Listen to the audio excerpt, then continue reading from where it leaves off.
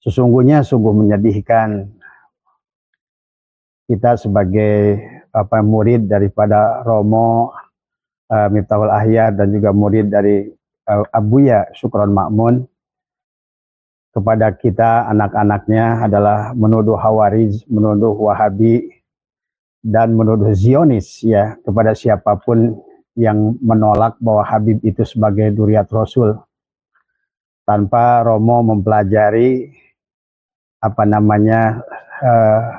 bagaimana sejarahnya kaum Ba'alwi ini, dan juga tanpa Romo mempelajari dari kitab-kitab nasabnya ya tadi. Tapi tidak apa-apa, pada kesempatan ini tetap kami akan memberikan sedikit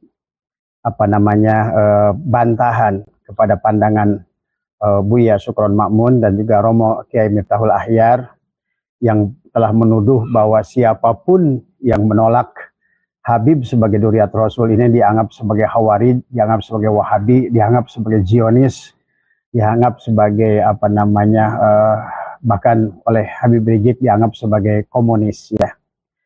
Tetapi pada siang hari ini Abah ingin memberikan fakta ya. Saya setuju dengan Buya Syukron Ma'mun.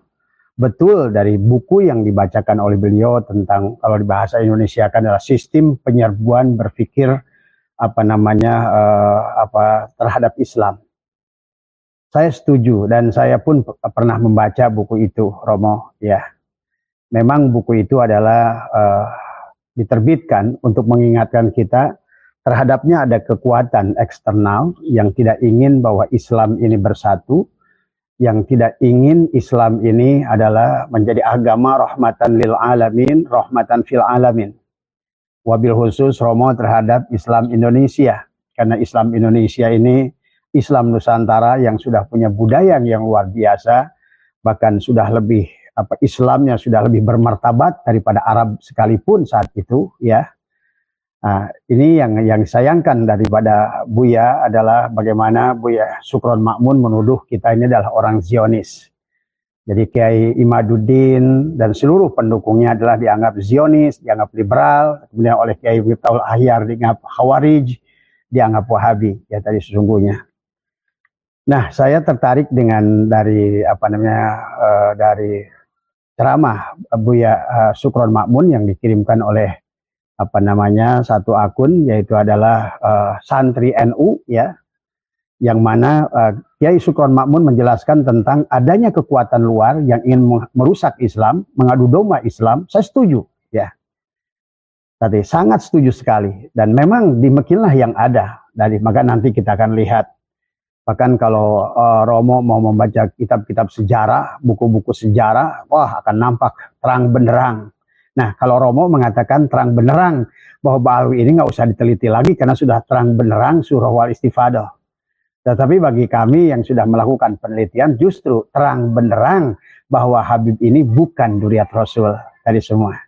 Nah, sekarang tinggal dipilih Buya yang mau pegang kepada tanpa penelitian dengan mengatakan terang benderang, ataukah kami sebagai orang-orang intelektual di akhir zaman ini adalah insan-insan kampus ya yang melakukan penelitian ya, tapi juga kami tidak sepi dari agama karena kami juga ngerti agama ya, ngerti Islam tadi semua. Tetapi kami melakukan penelitian oleh karena itu pada kesempatan ini saya juga ingin setuju dengan Buya Syukron yang menjelaskan tentang buku adalah sistem penyerbuan berpikir terhadap Islam, yang mana diisi buku itu intinya adalah bagaimana ada kekuatan ketiga yang disebut Zionis dan liberal dari semua. Nah, yang oleh Buya Syukron Ma'mun, Zionis dan liberal itu dituduhkan kepada kami gitu kan tadi. Oleh Kiai Syukron Miftahul Ahyar adalah Wahabi dan Khawarij dituduhkan pada kami, padahal sesungguhnya kami ini adalah ibaratkan asap tadi semua ya. Jadi seharusnya adalah mana yang muhaddas, mana yang qadim tadi semua. Tidak mungkin asap duluan sebelum api. Jadi pada dasarnya penolakan terhadap Habib sebagai Dzurriyyah Rasul ini adalah dari pihak Kiai Imaduddin yang melakukan penelitian dan kami ini adalah ibaratkan asap yang berasal karena ada api tadi semua ya.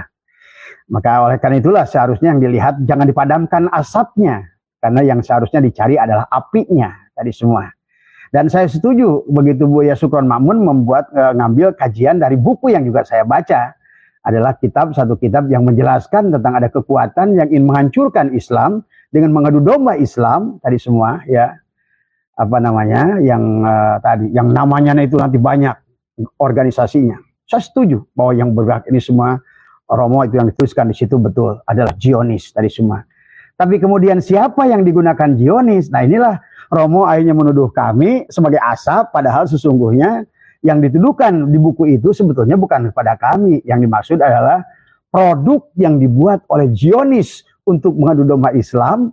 Nah, nanti kita lihat sejarahnya, bagaimana hancurnya Mesir, bagaimana hancurnya Afrika, bagaimana Yaman menjadikan adalah satu kota sejak zaman Abroha adalah luar biasa, ingin seolah-olah memindahkan apa namanya kota sucinya Mekah itu adalah ke Yaman tadi semua, sampai membuat Ka'bah berbentuk emas tapi nggak laku, sampai Abroha juga berusaha menghancurkan Ka'bah adalah yang dalam kisah sebelum Baginda lahir bahkan kan dikisahkan. Inilah yang harusnya Romo pelajarinya ke sana. Jadi tidak menuduh asapnya gitu kan tadi, karena sesungguhnya asap itu ada karena dari api. Jadi kita ini adalah akibat gitu kan. Sementara yang Romo salahkan akibat, padahal harusnya yang disalahkan itu adalah sebab. Maka itulah butuh penelitian gitu ya Romo. Jadi saya sudah cek ya dari walaupun saya belum baca semuanya, udah ada sekitar apa namanya 280 adalah kitab sejarah dan juga nasab ya. Terutama yang paling banyak adalah kitab sejarah yang menjelaskan tentang kekuatan Yahudi dan Zionis sejak awal adalah betul-betul mengontrol kekuatan Islam. Tapi kemudian oleh Romo seolah-olah itu dinisbatkan kepada kami yang menolak Habib sebagai duriat Rasul. Padahal sebetulnya penempatan Habib sebagai duriat Rasul itu adalah oleh mereka, oleh Zionis tadi semua. Nah ini makanya saya mungkin kalau mungkin barangkali Romo tidak membaca sejarahnya, saya akan sedikit berbagi ya, tadi. Karena dengan kasus nasab ini, alhamdulillah kami lebih cerdas untuk sejarahnya, lebih cerdas tentang ilmu nasabnya, dan memancing kepada kita adalah belajar lebih banyak tadi. Jadi ini ya, dari 280 dalam buku-buku sejarah yang termasuk dalam buku nasab di sana ya. Sebetulnya sejarah ini ada termasuk sejarah kehancuran Mesir dan juga sejarah kehancuran Afrika Selatan. Ya, Mesir itu dihancurkan hampir 200 tahun. Sampai lumpuh Mesir itu adalah apa namanya karena pada saat apa namanya lumpuhnya pada saat Banu Fatimiyah ya tadi semua ya, yang nanti akan dihancurkan oleh Salahuddin Al-Ayyubi setelah memohon izin minta doa kepada apa namanya Syekh Abdul Qadir Al-Jilani tadi semua. Disitulah sebetulnya maka sekarang ini seumpama kalau Ki Abbas menyebutkannya kami PWI ini adalah penolak Ba'alwi, ini adalah seumpama pasukan Salahuddin Al-Ayyubi ya. Dan kami pun membangunkan jiwa ini walaupun sudah tua. Saya ingin seperti Salahuddin Al-Ayyubi yang ingin menyelamatkan negara ini, bangsa ini daripada kehancuran yang pernah terjadi di Afrika dan juga terjadi adalah di Mesir. Yang kasusnya sama, metodologinya sama, polanya adalah sama. Tadi semua ya. Inilah makanya sejarah yang sejak dari wafatnya Baginda Nabi sampai sekarang sudah 1400 tahun lebih ini memang Romo banyak membuat kisah ya. Kisah bisa berbelok di tengah jalan, tapi jangan ojo lali, jangan lupa bahwa ada kekuatan di selain Islam yang senantiasa memantau, meneliti adalah bagaimana tidak boleh Islam itu adalah berdiri tegak sebagaimana yang Romo katakan di apa namanya dalam ceramah Romo dari buku adalah sistem penyerbuan berpikir Islam tadi semua yang mana ingin menghancurkan ulama, tetapi Romo menambahkan ulama dan habaib. Padahal sebetulnya sama dengan yang di Mesir, sama dengan yang di Afrika, sama juga dengan yang di Yaman. Sebetulnya bukan Habib itu. Habib tidak akan mungkin bersatu dengan ulama, dengan kiai. Karena memang the great design-nya adalah sebetulnya adalah Habib ini dibuat oleh Zionis yang waktu itu dengan utusan yang bernama Senokhorgronya, negerinya si Belanda tadi semua. Tapi tetap leadernya adalah gereja. Adalah dari Zionis, bukan Yahudi tapi Zionis. Adalah Yahudi Arkenzi adalah Zionis tadi semua ya. Ya didesain oleh mereka justru untuk mendekati kiai tadi semua. Untuk apa? Sama dengan di Mesir. untuk didawir, untuk dimarginalkan, untuk dihina, sehingga akhirnya muncullah dalil bahwa Habib yang gila, Habib yang bodoh, Habib yang bodoh lebih baik daripada 70 ulama yang alim. Artinya memarginalkan ulama. Maka tidak mungkin Habib ini sebetulnya bisa bersatu dengan Kiai. Buktinya pada saat NU berdiri 1926, Rabithah Alawiyah berdiri 1928. Nah ini kita Buya Syukron harus cerdas, harus belajar dari semua ya. Inilah perlunya. Makanya buat sahabat-sahabat juga silakan. Inilah ranah kebenaran yang harus kita uji dengan kebenaran tadi semua. Jadi tidak boleh kita ini makanya kenapa dalam NU itu ada tabayun, kita juga harus menguji setiap apa yang kita ada ini adalah dengan apa namanya dengan ilmu tadi semua. Jangan dengan marah, jangan dengan apa namanya kebencian, tapi tujuan kita adalah bagaimana mengagungkan akal yang telah Allah berikan kepada kita. Karena nanti sama Romo, masalah yang terjadi di Mesir, yang terjadi juga di Afrika, juga sama dengan sebagian di Yaman. Kenapa Yaman miskin sekarang? Juga adalah sama. Adalah memarginalkan kemampuan orang berpikir. Karena sudah berubah agama itu menjadi doktrin dari semua. Sebetulnya bahasa doktrin itu sama dengan hipnosis sebetulnya. Agama sudah berubah menjadi hipnotis. Sehingga ulama-ulama Mesir saat itu adalah betul-betul dia itu mabuk dengan Habib ini. Mabuk dengan orang yang mengaku duriat ini. Sehingga mereka nggak sengaja. Pertama ekonomi dihancurkan. Kemudian mereka masuk ke dalam politik.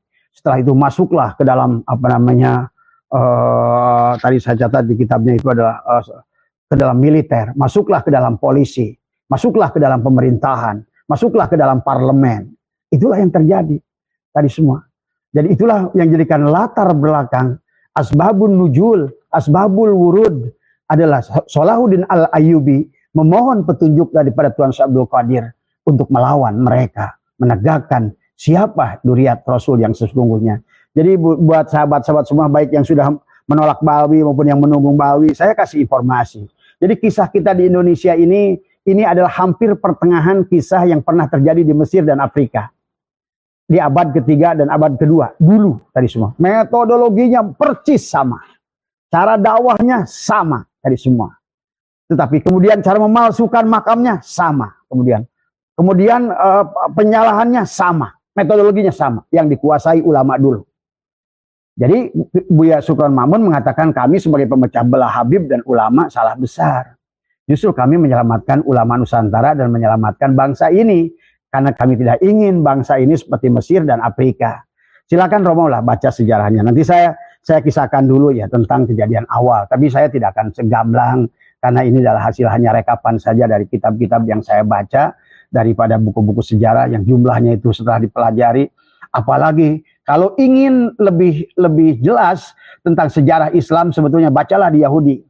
Karena mereka lebih jujur. Kenapa mereka tidak mau ada yang tertinggal sedikit pun kisah kita Islam ini? Karena mereka dari Zionis itu justru dia lebih jujur menulis sejarah untuk kita. Karena mereka ingin menghancurkan kita, maka detail dia setiap fase demi fase kisah itu dia tulis dari semua. Maka saya berterima kasih juga kepada Yahudi Arkenazi yang telah menulis kitab-kitab sejarah untuk Islam yang tadinya untuk menyerang mereka, tapi sekarang justru akan kami balikan untuk menyerang Anda tadi semua ya tadi. Jadi inilah Indonesia. Wahai Anda, tidak akan mungkin Anda bisa menghancurkan Indonesia sebagaimana Anda hancurkan Mesir dulu, sebagaimana Anda hancurkan Afrika Selatan dulu. Sekarang di sini tidak akan ada Salahuddin Al-Ayyubinya tidak akan telat. Karena kita sekarang sudah mulai mencium segala gelagat itu ya. Jadi dikisahkan sahabat, inilah yang harus difahami bahwa pada masa itu sesungguhnya keadaan Hadramaut ya dan juga Irak saat itu betul-betul Yaman itu Irak, Mesir dan juga kemudian Yaman itu betul-betul ekonomi itu sangat miskin, terutama Irak ya. Irak dan Yaman itu sangat miskin, orang-orang kelaparan. Inilah sebetulnya ikal cakal bakalnya. Sebetulnya untuk Yahudi tujuannya cuma satu, agama itu hanya permainan. Karena tujuan mereka adalah ekonomi, apalagi Indonesia negara kaya. Betul yang katakan Romo di buku itu. Buatlah sesuatu yang membuat orang-orang Islam bingung, kayak gitu. Pecahlah ulama-ulamanya. Walaupun Romo menyebutkan memecahkan ulama itu seolah memecahkan Habib dan ulama. Padahal Habib itulah sebetulnya yang diutus oleh mereka. tadi semua untuk memarginalkan kita. Ayo mari kita lihat sejarah. Silakan ya buat para habaib yang mau membantah fakta dengan fakta, sejarah dengan sejarah tadi semua ya. Jadi kita ini orang cerdas di akhir zaman ini, jangan selalu ingin ngajak berantem melulu gitu kan. Kita bukan binatang kita ini kan tadi semua ya. Mari kita lihat keadaan zaman saat itu, keadaan sama sehingga hanya orang yang mengaku duriat Rasulullah yang akan mendapatkan perhatian orang tadi semua. Jadi kisahkan adalah waktu itu di Yaman, di Irak adalah karena juga sama miskinnya seperti Yaman, Mesir dan juga Afrika, sangat minim ya. Ada yang disebut Banul Ahdal dan Banul Kudaimi. Ada dua bani yang sesungguhnya adalah mereka adalah merupakan Syiah yang sebetulnya juga adalah mereka berajarkan disebutnya adalah Bani Kudaimi ini adalah suku yang terakhir yang menemani Syahid Ahmad bin Isa. Syahid Ahmad atau makanya mereka yang melakukan disebut golongan Alawiyin. Nah, golongan Alawiyin itu mereka asli ini karena keturunan Ali, beda dengan Ba'alwi tadi. Mereka lah Alawiyin yang asli adalah dari golongan dari Syahid. Nah, ini saya bukan ahli sejarah, tetapi saya baca sejarah. Kan sekarang bukunya ada, bisa kita pelajari tadi semua ya. Tapi lumayan lah buat untuk memberikan tahu karena ternyata saudara ada 280 buku yang ada di dunia ini. Yang barangkali dari ulama Indonesia jarang juga yang memilikinya gitu kan tadi. Dan untunglah kita zaman Google kita bisa mencari searching gitu kan tadi ya. Nah, Banul Ahdal dan Banu Kudaimi inilah suku yang menemani Syahid Ahmad. Syahid Ahmad itu betul adalah keturunan Rasulullah tadi semua. Nah, kebetulan Irak saat itu dalam keadaan miskin, kemudian juga Yaman juga sangat miskin, Mesir juga sangat miskin, Afrika juga miskin, maka kasus yang terjadi sekarang di kita ini pernah terjadi di Mesir, di Irak, dan juga terjadi di Afrika. Dan mereka hancur dalam waktu 200 tahun. Nih kita ini, Ba'alwi ini hampir 200 tahun di kita ini. Hampir, sama. Nah ini sekarang hampir puncaknya nih, sama kayak dulu. Nah kata saya sih, Salahuddin Al-Ayyubinya ya mungkin kayak orang kayak Imaduddin, Gus Abbas gitu kan tadi semua. Ini kan tadi, cuma mungkin Salahuddin Al-Ayyubi dengan waktu yang berbeda. Dulu pedang, kalau sekarang nggak usah. Kita kan punya senjata yang lebih hebat, akal. Makanya kenapa Allah dalam Al-Quran afala ta'qilun tadi ya. Nah inilah, dan ternyata nggak aneh sekarang kalau Habib-Habib itu adalah yang udah tes DNA adalah haplogrupnya G, dan ternyata mereka memang adalah Yahudi Ashkenazi ya. Jadi dan itu juga mungkin kenapa baginda Nabi pernah berkata pulangkan orang Yaman itu ke Yaman ya tadi semua. Dan Nabi sangat maha mengetahui dengan basyirahnya tadi semua ya. Itulah yang disebut Alawiyun tadi semua. Nah, Syekh Ahmad ini kisahnya sakit ya di Irak. Kemudian beliau minta pindah ke Irak Selatan. Maka beliau di sana wafat ya, dimakamkan di Najib tadi semua ya. Mereka dimakamkan di sana. Siapa yang menguburkannya? Yaitu Banu Ahdal dan Banu Kudaimi ini. Karena yang menemani dua bani inilah yang menemani itu berdua tadi semua. Sehingga ngerti sejarahnya Syahid Ahmad ini tadi semua ya. Nah kemudian dan setelah Banu Ahdal dan Banu Kudaimi ini yang mereka adalah kebanyakan saat itu adalah Syiah Imamiyah ya, Syiah Imamiyah ya. Barulah mereka bergerak menuju Yaman setelah menguburkan, mensolatkan Syahid Ahmad yang dimakamkan di Najd di Irak Selatan. Mereka berangkatlah ke Yaman gitu kan tadi. Sampai di Yaman itulah mereka melewati Hadramaut ya, ada kebagian Banu Ahdal itu ke utara ke Son'a ya tadi semua. Sementara Banu Kudaimi ke Son'a, Banu Ahdal nggak jauh dari sekitar Hadramaut. Mereka tinggal di sana. Jadi mereka tinggal di sana dan mereka menyaksikan bahwa ternyata juga sama di Irak, sama di Yaman saat itu sangat miskin dan juga sangat susah tadi semua ya. Kemudian ketika Banu Ahdal ini main ke Hadramaut, ya dikisahkan ada rame di sana, gitu kan dikisahkan. Ada orang yang bernama Syahid Ahmad, katanya cucu Rasul, duriat Rasul. Kata Banu Ahdal, wong saya yang memakamkan kok, wong saya kok yang nguburkannya, wong saya yang nyolatkan ke. Itu kan membuat mereka penasaran. Tadi semua mereka penasaran ya. Setelah mereka pemasaran ya dan ternyata dakwahnya sama. Kalau tanpa kami kalian tidak akan dapat syafaat. Kalau nggak lewat kami kalian akan celaka. Kalau nggak lewat kami kalian tidak akan ketemu Rasulullah. Kalau kalian tidak menyayangi kami maka engkau sama dengan tidak menyayangi Rasulullah. Kalau kau menghina kami kau sama dengan menghina Rasulullah. Berapapun kau ngaji, sama saja tidak ada artinya tanpa kami. Kalaupun kau sholat, sama yang didakwahkan itu sama tadi semua. Tadi. Nah, inilah yang kemudian Banu Ahdal juga bingung gitu kan tadi. Ini luar biasa nih, siapa ini yang ngaku Said Ahmad ini? Padahal saya kok yang mengebumikan, saya di Irak Selatan, di Najd itu. Saya kok yang makamkan, saya yang mengebumikan. Kok ada di sini gitu kan tadi. Ya barangkali beliau masih husnudon, jangan-jangan karomah ini kan tadi semua ya. Tapi kemudian Bani Ahdal ini memanggil saudaranya Bani Kudaimi, "Hei, sahabatku, ini di sini bukan kita yang dulu makamkan Said Ahmad di Irak Selatan. Kok di sini lagi rame nih gitu kan." Kata Bani Ahdal, "Ah, mustahil." Kata Bani Kudaimi, "Mustahil. Wong kita kan kamu sendiri yang tahu kita nyolatin, kita yang makamin gitu semua." Enggak, bener rame gitu kan.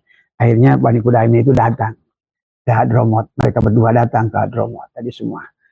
Dan ya Abah tidak bisa cerita yang banyak lah, singkatnya saja gitu kan. Mereka memang menyaksikan bagaimana orang-orang itu mencintai seorang yang bernama mengaku sebagai Dzurriyyah Rasul itu. Dia dengar ceramahnya, dakwahnya, ya samalah, nggak usah diceritakan, sama seperti Habib-Habib dakwah sekarang gitu kan tadi semua.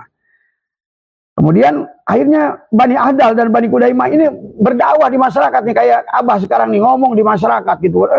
Sebetulnya mereka itu enggak. Mereka itu bukan Dzurriyyah Rasul. Said Ahmad itu saya yang memakamkan kok di sana di Irak Selatan gitu. Saya nguburin, saya yang nyolatin. Akhirnya karena Muhibin ini kalau udah cinta gelap mata tadi semua. Sama juga. Muhibinnya juga sama di sini. Kalau ada tuannya dijelekin, tuannya di ini, marah mereka Muhibin ini. Sama juga dulu. Di Yaman itu di Hadramut tadi semua. Akhirnya digeret, ditarikan, kemudian mereka diusir. Diusirlah mereka itu. Jauh-jauh dari di Hadramut. Nah, tapi kan ini penasaran bagi Bani Ahdal. Jadi, dan Bani Kudaimah ini saya kok penasaran ya gitu kan tadi. Siapa sih yang benar-benar ngaku Dzurriyyah Rasul ini? Saya penasaran. Yuk kita pura-pura ngaku sebagai disebutnya itu orang yang mencintai Habib gitu kan tadi. Jadi ayo kita sama-sama jadi muhibin. Jadi kita muhibin. Nah, mereka pura-pura jadi muhibin, hadirlah di pengajian itu. Dan benar kata mereka, inilah saya Dzurriyyah Rasul, dalam darah ini mengalir darah Rasulullah. Kalau kalian tidak mencintai kami, sama dengan tidak mencintai Rasulullah. Kalau kalian menghina kami, menyakiti kami, sama dengan menyakiti Rasulullah. Itu sama. Itu ditulis tuh di buku sejarah itu. Jangan main-main ini.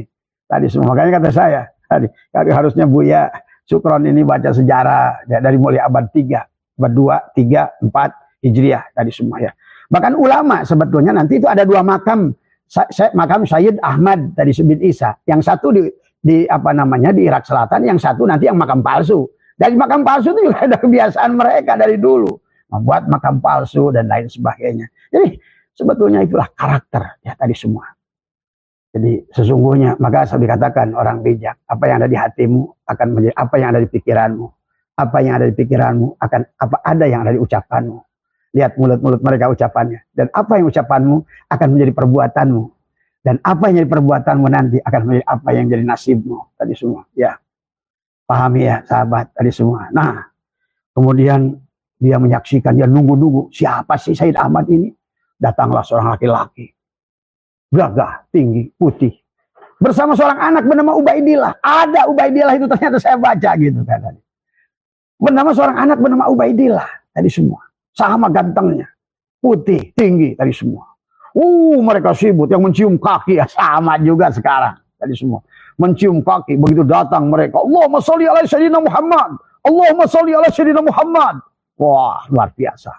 Dakwah sama saat itu juga. Maka hancurlah ekonomi Yaman sampai hari ini. Saat ini juga tadi semua ya. Dan dengan dakwah. Kemudian begitu mereka muncul. Ini orang yang mata-mata dari tadi. Banu Ahdal dan Bani Kudaimah ini kaget. Hah? Dia tuh. Saya tahu kok dia itu. Dulu waktu di Irak, sebelum Said Ahmad pindah ke Irak Selatan, saya tahu orang ini katanya. Dia adalah bernama Muhammad bin Sulaiman. Tadi. Dari Irak yang beragama Syiah Imaniyah. Imaniyah. Tadi semua. Oh dia memang dari dulu orang ini ingin mengaku duriat Nabi. Tadi.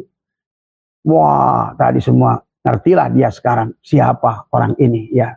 Ternyata dia adalah seorang Irak yang berpaham Syiah Imaniyah, tetapi sesungguhnya dialah dari Yahudi Ashkenazi dari semua ya. Dan itulah sahabat. Nah, kemudian terjadi juga di Mesir ya sahabat, terjadi juga di Mesir dari semua ya. Karena pada dasarnya mulailah dakwah-dakwah mereka yang ingin memindahkan sebagaimana dulu Raja Abroha sampai membuat gedung dari emas yang mirip adalah Ka'bah. Kemudian dia ingin orang itu pindah Ka'bah itu ke Yaman.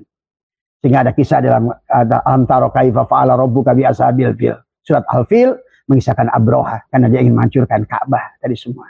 Dan dia telah membuat di Son'a itu, di Yaman itu adalah sebuah bangunan yang menginginkan Muslim saat itu adalah menjadikan Yaman adalah Mekah. Maka maaf sahabat, kenalilah coba.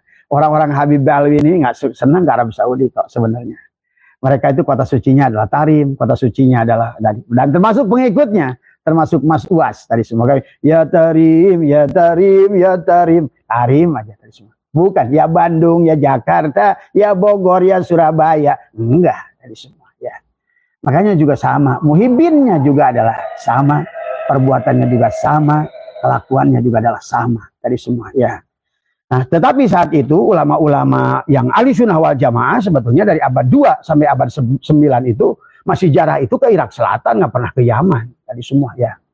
Maka itulah dijadikan dasar mereka dari pandangan mimpi seorang Habib tadi adalah buatlah makam palsu adalah Sayyid Ahmad bin Isa, disebutlah Al-Muhajir. Padahal tadi Banu Ahdal dan Bani Kudaimah saksi hidup yang menguburkan, yang mengafankan, yang menyolatkan, tidak pernah orang itu adalah berpindah ke Yaman tadi semua. Nah inilah sahabat, kita harus mengerti sejarah ini. Kenapa? Karena Abah melihat tanda-tandanya sama persis tadi semua. Cuma perbedaannya Mesir dengan Afrika Selatan dengan Afrika dan juga Yaman, Indonesia sudah ada adalah ulama-ulama Nahdlatul Ulama. Yang walaupun sebagian daripada ulama Nahdlatul Ulama ini tadi sudah kecocok hidung tadi semua ya. Dan mereka hanya mau menerima taklid buta tanpa melakukan. Kalau belajar kitab Sulamu Taufik, belajar kitab mantek dan semua bahwa kita harus tasawur sebelum kita menerima atau menolak. Mereka nggak mau tasawur sama sekali. Dan langsung mempatenkan bahwa ini adalah kebenaran. Inilah yang menurut saya adalah logika logika berpikir yang salah di akhir zaman ini tadi semua ya. Tidak pernah mau lagi menggunakan bagaimana akal. Dan kata Abah buat insan-insan yang di luar yang lain yang celakanya daripada mengimani Habib ini dengan cara dakwahnya adalah kita akan menghilangkan, menafikan kemampuan akal. Karena apa? Dia akan berpengaruh kepada otak bawah sadar kita. Coba Anda baca tentang hipnosis. Hipnosis itu adalah menanamkan keyakinan yang terus diulang-ulang tadi semua. Maka itu adalah menjadikan satu kebenaran. Tetapi kemudian sekarang kenapa menjadi terbuka? Untungnya zaman kita ini zaman medsos. Sehingga apa yang disembunyikan tidak ada lagi bisa disembunyikan. Kata saya inilah karomat para rijalul gaib yang ada dari ulama Nusantara ini. Berbeda dengan Mesir saat itu. Mesir hancur 200 tahun. Sama kayak kita, sama kayak di Yaman dulu, sama juga dengan Afrika. Tadi semua ya. Kemudian itulah metodologi dari dulu sahabat. Siapa yang ingin menguasai ekonomi, yang ingin menjajah manusia dengan agama, mengaku cucu Rasulullah. Itu dari dulu. Baik di Mesir, di Afrika, maupun adalah di Yaman sendiri. Tadi semua ya. Dan itulah di Mesir ini ada seorang yang bernama cucu Rasulullah, mirip juga dengan apa yang di Yaman tadi. Namanya Ubaidillah bin Ahmad Al-Habib. Nah ini yang di Mesir namanya Ubaidillah bin Ahmad Al-Habib, tapi ada satu lagi kita menuliskan Ubaidillah bin Ahmad Al-Mahdi. Mereka disebut Al-Mahdi tadi semua. Ya. Nah ini, bahkan nama ibunya hampir mirip. Inilah tadi kan. Kadang-kadang memang kita untuk sejarah itu perlu memahami sejarah tadi semua ya. Dan kita membaca dari satu kepada yang lain ya. Nah kemudian sama, tapi mereka adalah tadi yang Yahudi Ashkenazi, sama juga adalah asalnya Syiah Imamiyah tadi semua. Tetapi mereka sekarang pindah di Mesir. Kayak sekarang mereka pindah ke Indonesia. Nanti saya jelaskan pindah ke Indonesia karena dibawa oleh siapa. Nah ini yang harus kita pahami. Tapi metodologinya sama dan mereka ingin menerapkan metodologi yang sama dengan cara apa yang terjadi di Mesir, di Afrika Selatan dan di Yaman tadi semua. Maka tadilah bagi Habib ini nggak ada kota sucinya kecuali Tarim dan Yaman tadi semua ya. Dan Anda pun akan ngerti itu kan tadi nanti siapa sebetulnya yang membawa komunis ke Indonesia, Nasakom itu tadi semua ya. Itulah sampai Bung Karno menuliskan tentang, karena Bung Karno sempat khawatir sebetulnya tentang hal itu tadi semua ya, di bawah bendera di bawah reformasi kalau tidak salah bukunya ya, saya lupa ya. Nah intinya doktrin yang utamanya menguasai Mesir sama juga. Intinya adalah pertama dengan merusak agama itu adalah ingin menguasai negara intinya. Maka Anda bisa rasakan sekarang kan tadi. Nanti saya supaya nggak terpecah-pecah kisahnya, saya khususkan tentang Ba'alwi masuk Indonesia supaya lebih jelas kepada kita semua tentang perjalanannya tadi semua ya. Jadi dan pada saat Nabi mengatakan Ahlul Bait, mereka mengatakan kamilah Ahlul Bait. Pada saat Nabi mengatakan Duriyatul Rasul, kamilah Duriyatul Rasul.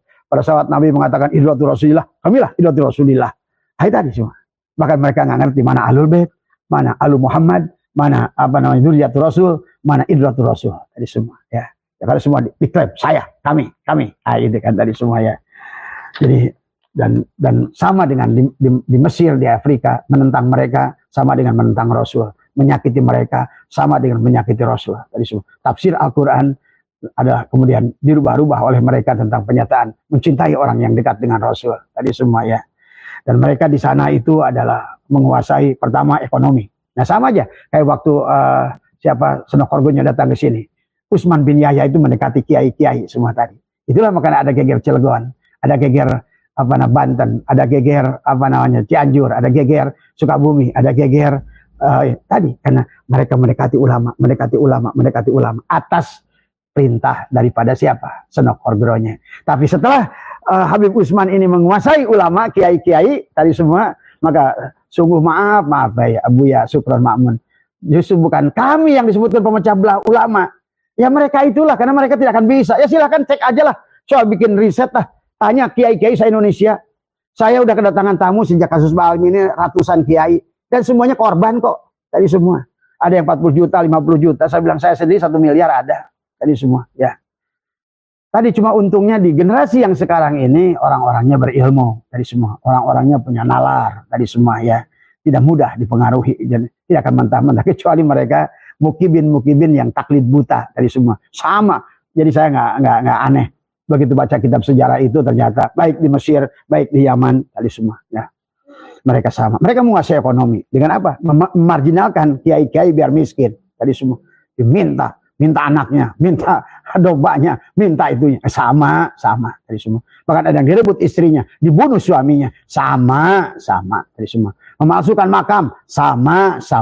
Terus dia berkata apa? Di dalam darah ini ada darah Rasulullah, sama tadi semua ya. Dan mereka bilang, pergilah Tarim, doa di Tarim walaupun di WC-nya lebih diijabah, sama tadi semua. Jadi ya susah ya, karena mungkin itulah perlu tes DNA itu karena tadi ternyata darah G Arkenazi itu akan terus turun dan akibatnya tabiatnya pun tidak akan beda tadi ya. Bahkan ada bahasa dari mereka, merampok adalah lebih baik daripada mencuri. Oh pantas dulu Habib siapa tuh yang berkatakan tuh, yang anak buahnya Habib Lutfi yang suka memasukkan makam. Dia bilang merampok lebih baik daripada meminta tadi semua. Ya itulah memang. Jadi mereka itu adalah tujuannya adalah merampok tadi semua ya. Jadi tolong ya Buya Sukron tadi semua jangan menuduh kami mudah seperti itu. Apalagi demi Allah demi Rasul kami nggak ada kekuatan satupun. Bahkan saya ada 1 rupiah pun misalnya tadi saya berteriak seperti ini. Ada satu rupiah saja. Wallah sekarang juga berhenti saya jadi umat Nabi Muhammad sekarang juga. Istilahnya jangan diakui oleh Rasulullah kalau saya ini bekerja ini untuk siapapun, untuk orang lain, nggak ada. Karena kita lillahi ta'ala, kita mencintai Rasulullah, kita mencintai negeri ini, kita mencintai ulama, kita mencintai pahlawan, kita mencintai dengan darah kami sekalian dari semua jiwa raga kami, tubuh ini dari narun, hawaun, maun, turabun yang ada di tanah ini sedikit pun tidak akan bergeser dari semua. Biarlah kami jadi Salahuddin Al-Ayyubinya saat itu. Di Mesir pun sama. Salahuddin Al-Ayyubi meneliti penelitian. Ternyata kata beliau, waduh ini mereka semua ini Saudara Nabi ini mungkin sama dengan kayak Imad. Ya setelah diteliti oleh beliau ini, wah bahaya ini. Nah, ternyata inilah sebetulnya. Nah ini semua. Maka mulailah beliau datang kepada Tuan Abdul Qadir Al-Jalan. Lihat sahabat, kalau Anda melaksanakan manakib, bagaimana mungkin Anda mempercaya dengan Balwi ini? Sementara Balwi ini mengatakan Tuan Abdul Qadir itu pernah dibatalkan nasabnya oleh mereka. Karena apa? Karena Tuan Abdul Qadir membantu Salahuddin Al-Ayyubi. Tadi semua. Membantu Salahuddin Al-Ayyubi. Nggak usah ada tadi. Membantu Salahuddin Al-Ayyubi untuk apa namanya? Untuk menggempur mereka. Maka mereka benci dengan Tuan Abdul Qadir. Maka lihat, Habib Abu Bakar dikatakan adalah lebih tinggi karomahnya daripada Tuan Abdul Qadir. Habib Zain lebih mulia dan lebih berilmu daripada saya Imam Syafi'i. Ya, itulah. Bagaimana Anda mengaku bermadzhab Syafi'i kok masih mengimani mereka? Lucu sekali ini Pak ulama-ulama ini. Tadi semua. Kadang-kadang saya mendidih darah saya mendengar ini tadi semua. Saya ingin bertahan, saya ingin ini bicara dengan pelan, tapi tetap darah ini bergejolak luar biasa tadi semua.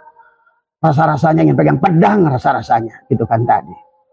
Karena ini bukan main-main ini tadi semua, dan faktanya sudah jelas, sejarahnya sudah jelas, kelakuannya sudah jelas, pengakuan kepada apa-apapun milik negara ini sudah diakuinya. Sampai si Pitung pun diakuinya. Cuma si Unyil aja yang nggak diakuinya tadi semua ya. Inilah ya, maaf ya. Jadi itulah ya, mungkin sebagai apa, dan mungkin termasuk paham komunis. Karena mereka itu kemudian mendirikan adalah Republik Komunis Yaman Selatan, ya. Di mana adalah wakil presidennya bernama Abdurrahman Al-Jupri. Itulah yang menjadi kakeknya Habib Ali Al-Jupri. Maka itu sungguh aneh. Habib Ali Al-Jupri selalu dikatakan bahwa kalau ingin wajah Rasul, lihat Habib Ali, itu bapaknya komunis itu. Kalau gennya, gen Yahudi Arkenazi tadi semua. Kalau ininya, ormasnya adalah Partai Komunis Selatan. Itu bapaknya sendiri itu yang jadi wakil presidennya tadi semua. Ya. Nah inilah cobalah, makanya jangan orang Islam ini ya, kemudian Partai Sosialis Yaman dan lain sebagainya. Sebetulnya masih banyak ya, tapi karena waktu, tapi saya ingin menjelaskan saja. Kepada Indonesia, betul Kiai Sukron Makmun mengatakan bahwa sesungguhnya ada kekuatan ingin menghancurkan Islam. Betul, betul. Tapi justru yang dibela oleh Kiai Sukron itu yang menghancurkan. Kalau nggak percaya, kapan kita bisa duduk, kita buka kitabnya bareng-bareng gitu kan kita. Biar sampean yang baca sendirilah. Atau kalau nggak mau baca, biar saya bacakan kok. Gitu kan tadi. Saya bacakan gitu. Sampean sambil tidur aja gitu kan tadi. Biar ada pemahaman kepada bangsa ini. Karena kalau orang-orang sekelas sampean masih membela mereka, nah ini tadi, kasihan nanti muhibin-muhibinnya itu. Sementara sampean yang harus bertanggung jawab tadi semua.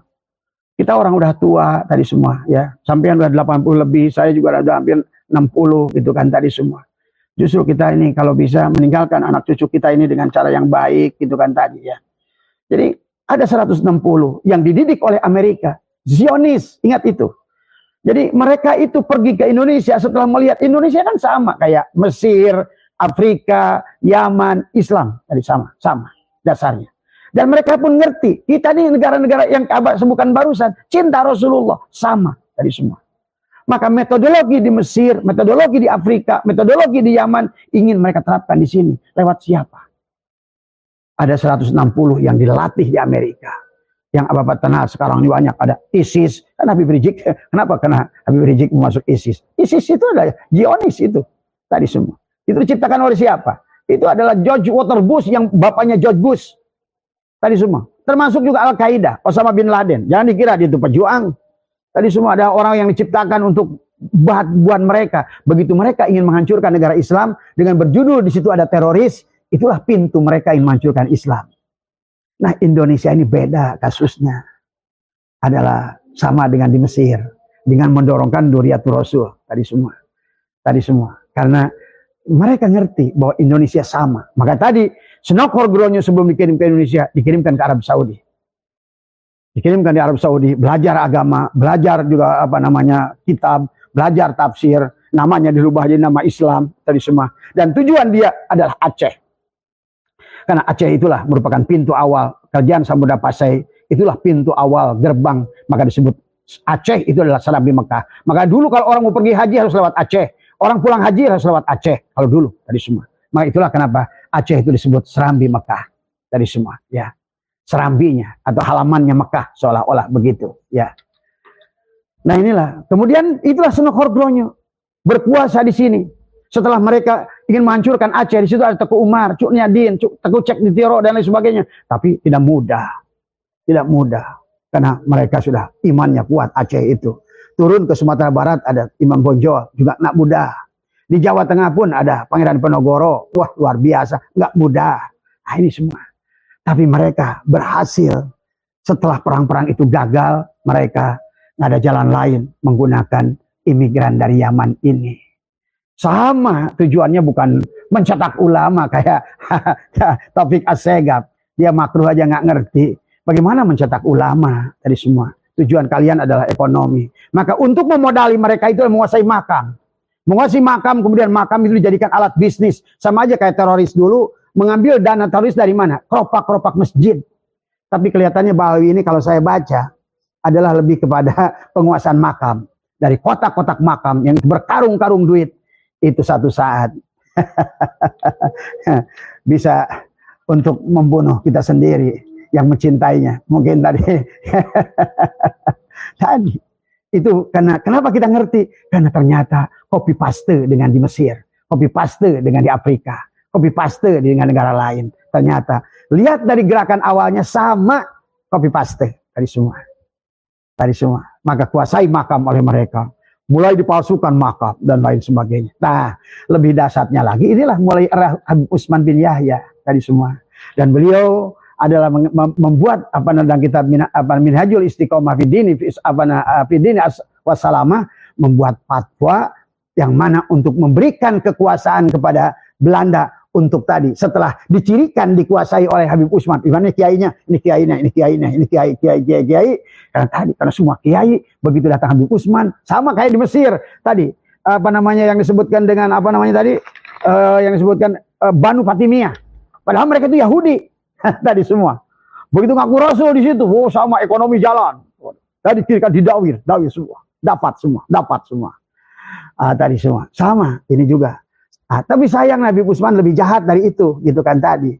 Kalau sana hanya menguasai duit, kemudian nanti walaupun nanti tujuannya sama untuk menghancurkan Mesir, tapi kalau Habib Utsman itu ingin dapat keuntungan di awal dulu, tadi semua. Makanya kebongkar sekarang ini sebetulnya harusnya Balawi nyalakan Habib Utsman nih, gitu kan tadi. Kalau nggak ada perjanjian Habib Utsman, mungkin rencana Balawi ini lebih lancar tadi semua untuk menguasai Indonesia tadi semua. Ya. Nah ini ya sahabat yang harus dipahami tentang sejarah ini tadi semua. Maka kemudian apa yang terjadi? Apa kata Habib Utsman kepada kata Senok Horgroni setelah dia kenal dekat semua, dia kuasai bisik berdua begitu. Udahlah buat fatwa. Sekarang kan ulamanya udah ketahuan tuh di mana aja, udah dikantongin tuh. Cilegon dikantongin, Jakarta di Betawi dikantongin, Batavia dikantongin, Ambon dari kantongin. Udah tinggal meren bahasanya mungkin wallahu alam, dia mudah-mudahan aja. Cuma kan kalau dari kisah yang ada kita bisa nebak-nebak nih. Udahlah keluarin aja surat tadi semua. Perpu atau apa kalau sekarang gitu kan. Kalau di Dewan DPR atau Presiden bikin kepres aja, bikin kepres. Beres urusan. Nah gitu. Udah, bikinlah surat. Dalam kitab Manhajul Istiqomah. Bahwa perlawanan mereka adalah gurur. Perjuangan mereka adalah gurur. Thariqat mereka adalah gurur. Mereka adalah batil. Mereka adalah merupakan hawa nafsu setan. Mereka adalah terkutuk. Nah itu. Akhirnya tadi Zionis atau Belanda atau saat itu sekutu tadi kan, sekutu itu kan punya Zionis sebetulnya tadi sama semua penjajah di dunia itu Zionis intinya di atas tadi semua. Maka harus paham sejarah Zionis dan komunis kalau tadi kedua mah di atas tadi semua ya. Makanya nggak jauh dari dulu ada, makanya kenapa ada Pakta Warsawa, ada NATO, kenapa ada Gorbachev saat itu dan ada NATO saat itu adalah Amerika tadi semua. Nah ini ya, ini sebetulnya sampai Presiden Soekarno bingung bikin non-blok tadi semua, nggak ke sana nggak di sini. Maka politik Indonesia adalah bebas dan aktif bahasanya. Tadi bisa kanan, bisa kiri, bisa kanan, bisa kiri, itu Pak Karno tuh. Tapi pada saat sempat ke kiri tadi ke Republik Yaman Selatan, jadi Nasakom. Muncullah Aidid, muncullah Musa Al-Munawar, Aidid, muncullah Soekardi, tadi semua Barokbah itu sebetulnya dari Yaman Selatan dibawa ke sini. Nah itulah Pak Karno sempat tertipu, padahal dia udah tahu sebetulnya dari awal sudah menulis ke Hasan hati-hati kepada mereka itu. Tapi ternyata Pak Karno sempat nyemplung, bahkan menjadikan dasar kehancurannya Bung Karno, dituduh adalah komunis dengan ada dokumen Bilkiris yang datang dari CIA. Itulah yang disebutkan revolusi Dewan Jenderal yang diisukan akan melakukan kudeta dari semua. Aduh sahabat, semuanya terang benderang sejarah, semuanya sejarah. Ya, dan pelakunya masih ada sebagian, masih hidup sebagian. Tadi semua ada, tadi semua. Ya. Nah inilah yang janganlah menuduh Kiai Madudin dengan kejam pada kami dengan cubuan Ahmadiyah dan lain sebagainya. Maaf, coba Anda lihat kantor Ahmadiyah di mana? Di Inggris. Kantor HTI di mana? Inggris. Kantor mungkin ISIS di mana? Inggris. Sebetulnya FPI pun kalau enggak mungkin bikin buka kantor di Inggris tadi semua, karena sesungguhnya Inggris itulah adalah Yahudi Ashkenazi sebetulnya. Termasuk bagaimana Turki Utsmaniyah dihancurkan lewat siapa? 3 kekuatan. Muhammad bin Abdul Wahab, kemudian siapa lagi di situ? Ada Simon Temper, di situ adalah orang Yahudi Ashkenazi, orang Inggris. Kemudian satu lagi adalah Saud dari semua, sehingga menjadikan negara itu yang tadinya Najd menjadikan Saudi Arabia. Sehingga nama negaranya pakai nama dia, Saudi, dari kata Saud dari semua. Dan dia keturunan Yahudi di semua, ya. Jadi kita harus ngerti, maka agama pun asal jangan ngiblat, mentang-mentang jenggotan, mentang-mentang Rasulullah lahir di situ tadi semua. Ini khususnya terutama kepada ulamanya ini, jangan gampang, jangan gegeran. Kita ini tadi agama itu untuk orang yang berakal. Itulah kenapa dalam agama kita ada taklif, ada ada mukalaf tadi semua, ada bahasanya apalah tadi semua ya. Ada balik tadi semua ya, tadi ada mualaf, ada mukalaf, adalah kedewasaan, adalah berpikir tadi semuanya. Sehingga ini kan jadi gila. Habib gila lebih mulia daripada ulama. Dia gila aja jelas sudah nggak sholat karena nggak ada akal. Inilah sampai Habib gila pun dibisniskan tadi sebenarnya. Inilah hebatnya mereka. Barang busuk pun dibisniskan, jadab kata mereka. Jelas-jelas edan tadi semua. Jadi saya waktu saya menyalonkan bupati dulu saya pernah itu dihadiri Habib-habib yang kayak begini. Tiap hari minta beras tonan tadi, gula, beras, kopi. Aduh, udahlah kata saya. Ini yang belum lama saja dulu saya masih muhibin, tapi saya udah 10 tahun yang lalu sudah bebas dari semua ya. Sampai saya harus tirakat, sampai saya humul al-mutu qabla an tamutu tadi semua. Ingin melihat dengan batin semuanya tadi semua ya. Ini saja sahabat, mudah-mudahan sekali lagi jawaban Abah kepada Kiai Syukur Makmun dan jawaban Abah Abdul Ahyar, tolong baca sejarah. Tolong baca sejarah. Kalau nggak mau baca sejarah Yahudi, baca aja sejarah internal. Lumayan kok, bagus itu semua. Dan kalaupun ini kurang lengkap, ada yang di sini. Di sini nggak ada di sini. Tadi semua ya. Dan yang jelas ada sekitar 280 buku sejarah yang ada sekarang. Ada sekarang tadi semua. Tinggal kita mau membacanya dan mencarinya. Dan buat Iwan, muhibin, kalau nggak mau membaca, nggak punya bukunya, coba dengarkan dengan hati nurani. Dengan satu sanubari. Tadi semua ya. Demi Allah, orang-orang kayak kita semua, lihatlah, maka lihat pendukungnya tadi. Gus Muwafiq, Gus Mustafa Bisri, ya Gus Abbas. Semua orang-orang yang kalau menurut saya adalah yang berada di jajaran kayak Imad ini, orang-orang yang menurut saya luar biasa ikhlas, luar biasa imannya, luar biasa keikhlasannya untuk negara ini dan bangsa ini. Yang nggak takut dengan apapun, hanya takut pada Allah. Nggak takut dengan ekonomi, nggak takut dengan apa, nggak takut dengan dibully, bahkan dibunuh pun nggak peduli. Tadi semua ya. Itu saja, mudah-mudahan ada manfaatnya karena sudah masuk waktu asar. Saya melaksanakan sholat asar. Terima kasih sahabat semua dimanapun. Semoga yang saya sampaikan ini adalah hanya fakta semata. Silakan adalah kalau ingin mari kita data dengan data, fakta dengan fakta, dalil dengan dalil, hujah dengan hujah. Tadi semua. Belajar ke Imam Syafi'i. Kalau ada hujah yang lebih kuat dariku kata Imam Syafi'i, maka aku patahlah segala pandangan dari diriku. Ini ulama sekarang ngaji nggak mau, tadi membaca sejarah nggak mau, tapi marah dawang tadi semua. Allahu Akbar. Inilah ya. Tapi mungkin adalah sebagian anak. Udah saja, terima kasih, semoga semuanya sehat, semuanya berkah. Mohon maaf atas kurang. Wallahul muwaffiq ila aqwamit thoriq wal minkum. Assalamualaikum warahmatullahi wabarakatuh. Teman-teman, terima kasih ya yang suka beri komen yang baik maupun yang bagus. Maaf, Abang nggak bisa jawab. Karena HP-nya dipegang admin tadi semua ya. Tapi Abah tahu lah, karena dia suka ngirimkan komennya. Jadi terima kasih, tetap semangat, tetap bersatu, tadi tetap mintalah pada Allah tadi semua ya. Karena sebaik-baiknya permintaan adalah kepada Allah, tapi Allah meminta kita ikhtiar yang sempurna. Terima kasih. Assalamualaikum warahmatullahi wabarakatuh.